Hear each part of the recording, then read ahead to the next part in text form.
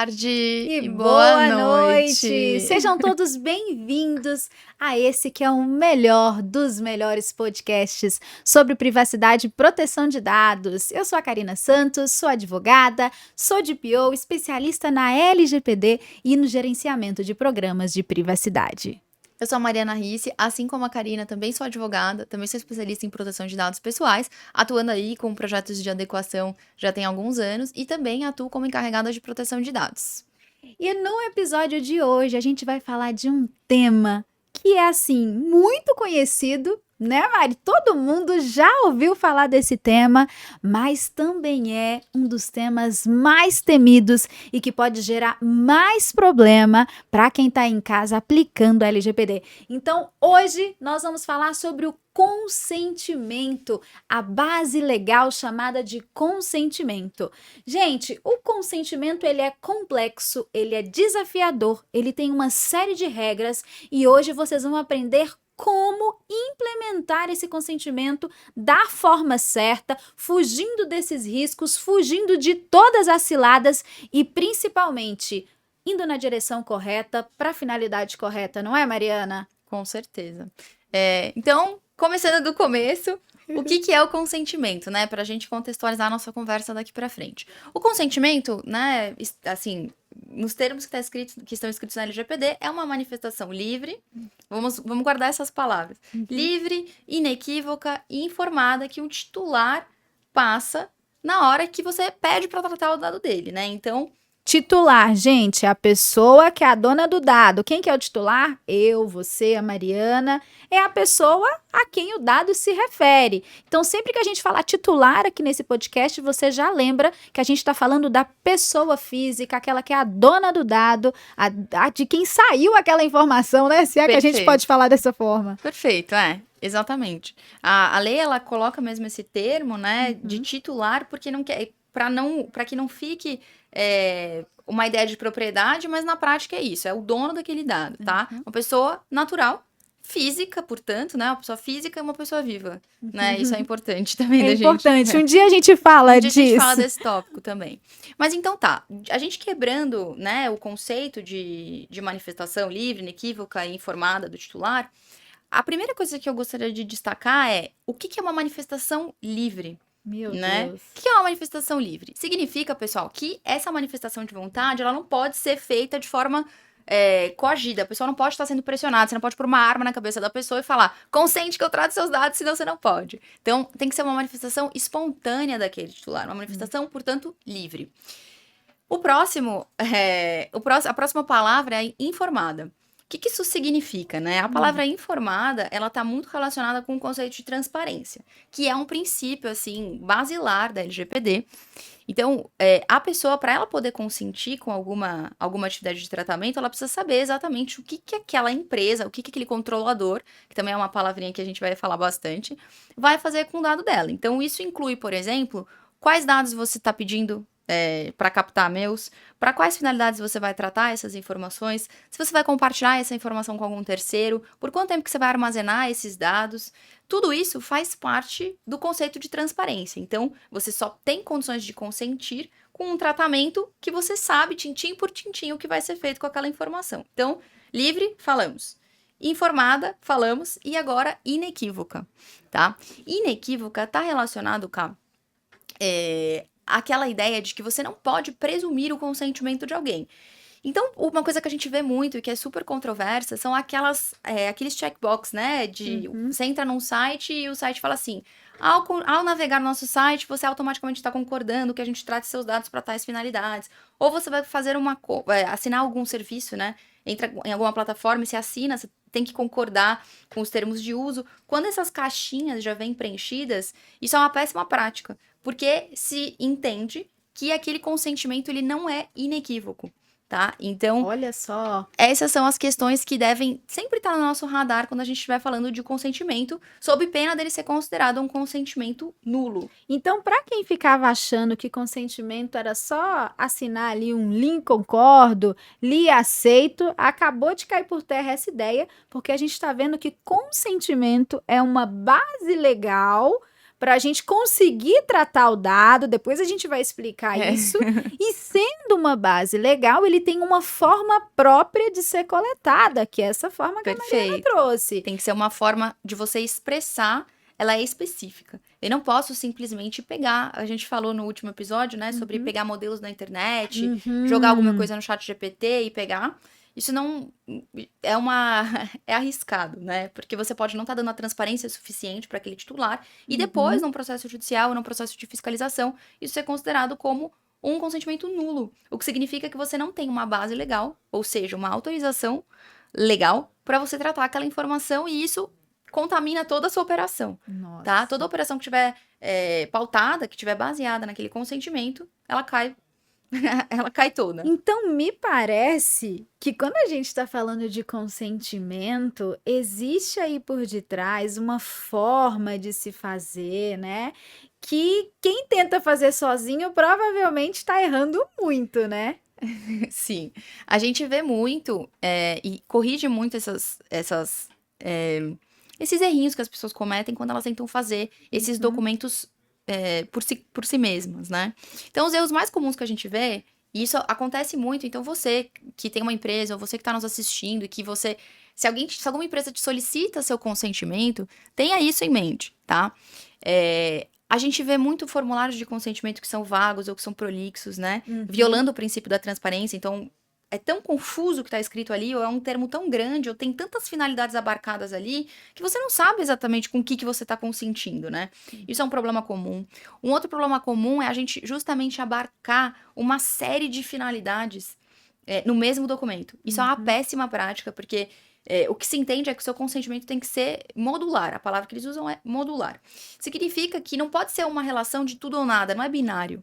Exato. Sabe? Então, para cada atividade de tratamento, o ideal é você ter um consentimento específico. Eu vejo muitas empresas errando quando eu vou visitar algum lugar, assim, vou em algum cliente. A primeira coisa que eu fico olhando é como elas estão coletando o consentimento. E aí eu vejo esse erro muito comum de ter, por exemplo, um termo de portaria e uma cláusulazinha de consentimento lá embaixo, falando que você concorda, né? Que você aceita que a empresa trate os seus dados para o que ela quiser. Então, a gente já tem aqui o erro de coletar da forma errada, não seguindo o princípio da transparência, porque se você está falando me autoriza a fazer determinada coisa, você precisa especificar o que é essa determinada coisa. Que é a questão do consentimento ser genérico. Então, nesse Perfeito. termo, a gente já tem um consentimento genérico, a gente já tem o erro na forma da coleta, a gente já tem o erro na falta de transparência, e me parece que as empresas elas ficam rodando, né? Nessa sistemática. Exato. Do tipo, pensando, nossa, então, se ele assinar aqui, eu já tô seguro. Eu tenho uma carta branca e não tem, né? Você tem, na verdade, um documento vazio. Até porque é uma coisa muito complicada de a gente fazer, e sempre eu gosto de chamar a atenção a isso, é que tratar um dado com base no consentimento presume que você faça gestão desses consentimentos. Nossa, vamos falar desse tópico, gestão do consentimento. Gestão do consentimento. Quem aí de casa que já aplicou a LGPD no seu negócio, que já tem um programa de privacidade rodando, você sabe o que é isso? Gestão do consentimento? Sabe aquele monte de termo lá no seu RH, por exemplo, que você pediu todo mundo para assinar um termo de consentimento? Será que você está fazendo a gestão disso? Vamos falar para eles como que faz uma gestão de consentimento? Vamos. Um detalhe importantíssimo da base legal de consentimento, além do fato dela não ser a única, é que o consentimento, da mesma forma que você outorga essa autorização, você tem que conseguir, enquanto titular, revogar essa autorização com a mesma facilidade que você deu. Então, se você expressou seu consentimento simplesmente clicando num checkbox ou simplesmente assinando um documento, a revogação desse consentimento, dessa autorização, tem que ser feita da mesma forma, com a mesma facilidade, não necessariamente com a mesma forma. O que isso significa? Isso significa que se a gente está falando de uma base de dados grande, que você está tratando dados de muitas pessoas com base no consentimento, você tem que outorgar para essas pessoas a possibilidade delas cancelarem aquilo a qualquer tempo. E o seu sistema, ou caso você faça isso na unha, né, que é dificílimo. Que é muito comum. É muito comum, mas é dificílimo. Você tem que ter condições de gerir isso. Então, a Karina, na data tal, hoje, ela deu o consentimento para eu fazer determinada atividade de tratamento. Se amanhã você quiser revogar, É igual divórcio. Casou hoje, amanhã você pode divorciar se você quiser. Sem explicação. Pro consentimento é a mesma coisa, tá? Então, com a mesma facilidade que você outorgou, você tem que conseguir revogar. O que significa que você, enquanto TI, enquanto RH, enfim, qualquer que seja o departamento que está fazendo essa gestão, esse departamento precisa ter condições ali de logística, às vezes, ou técnicas, se a gente estiver falando de um sistema, de fazer essas adequações, essas adaptações de, tipo, a pessoa revogou. Ou seja, gente, consentimento não é para sempre, não é porque você coletou uma vez que você vai poder usar para sempre e fazer o que quiser. O consentimento, ele tem limite de tempo, limite de finalidade, limite de intenção, limite daquilo que foi falado para a pessoa e exige essa gestão para que os titulares eles possam falar: "Não, a partir de hoje eu não quero mais me relacionar com você, eu não quero mais que você trate o meu dado, eu não quero mais que seja dessa forma, eu quero mudar essa sistemática". Então, consentimento, eu sempre falo para os meus clientes, não é a única base legal e nem a melhor base legal. Eu sempre deixo ela para um uso secundário e a gente avalia ali as situações que ela é efetivamente essencial ou necessária. Você também faz isso, né? Eu sei que você faz. Com certeza, com certeza. A base legal do consentimento, e a gente faz esse cara crachá, né, entre atividade e base legal num mapeamento, né? Então, quando a gente tá conversando... Lembra o mapeamento que a gente falou no episódio 1. Quem perdeu, volta lá no episódio 1. Você vai entender.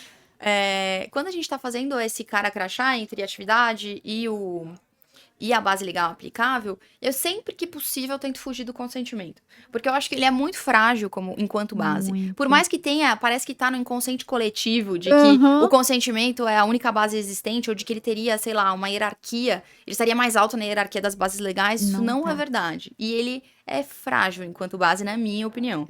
Tá? E é interessante a gente falar também da confusão entre a palavra consentimento e o que é consentimento na prática, né? Vocês acabaram de ver que consentimento tem forma, que tem especificidade, que tem uma série de regras que tem que seguir. Então, a palavrinha consentimento no português não tem a mesma aplicação quando a gente fala de LGPD. Então, cuidado quando você for usar a palavra consentimento dentro de um contexto de LGPD, porque ela pode mudar totalmente a configuração daquilo que você quis dizer. Consentimento para LGPD não é mera autorização, é utilização de uma base legal e de requisitos específicos para coleta e tratamento de dados. Cuidado com essa palavrinha aí nos seus documentos, que ela pode mudar o sentido da coisa. Perfeito. E aí, a gente tem que lembrar, falando nisso, que o consentimento para fins da LGPD, ele vai ter aqueles 3 adjetivos que a gente falou. Então, é livre, manifestação livre, inequívoca e informada, tá? E falando em livre, eu queria aproveitar para falar sobre o consentimento nas relações de trabalho, porque é super problemático, né? E a gente sempre se depara com esse tipo de situação. Muitas vezes, quando a gente começa eu não sei se isso acontece com você, mas comigo acontece, eu começo um projeto de adequação, eu começo a conversar com o RH. E aí eu me deparo com uma série de termos de consentimento cheios de equívocos que a pessoa tentou começar a implementar sozinha, a LGPD. E isso acontece com você também? O que você pensa? Vamos explicar aí. Acontece o tempo inteiro, gente. Olha, RH, eu quero falar com o pessoal do RH que tá aí.